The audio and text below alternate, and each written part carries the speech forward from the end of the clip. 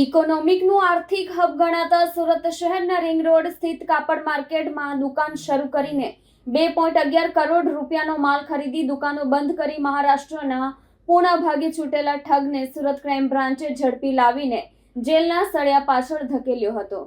Ring road સ્થિત કાપડ માર્કેટના વેપારીઓ પાસેથી 2.11 કરોડ રૂપિયાનો માલ ખરીદી દુકાનો બંધ કરી મહારાષ્ટ્ર ભાગી ગયેલા ઠગની સુરત ક્રાઇમ બ્રાન્ચે પુણેથી ધરપકડ કરી છે. ઠગે પુણેમાં મીઠાઈની દુકાન ખોલીને નવો ધંધો શરૂ કર્યો હતો.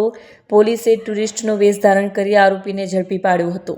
પકડાયેલા આરોપીની ઓળખ પ્રદીપ જોધારામ ચૌધરી તરીકે થઈ છે, જે મૂળ મહારાષ્ટ્રના પુરંદર, પુણેનો રહેવાસી છે. આરોપીએ રિંગ રોડની માર્કેટમાં ભાડે 2 દુકાનો લીધી હતી. શરૂઆતમાં તેણે વેપારીઓ સાથે ગાઢ મિત્રતા બનાવી અને સમયસર ચૂકવણી કરીને તેમનો વિશ્વાસ જીત્યો હતો.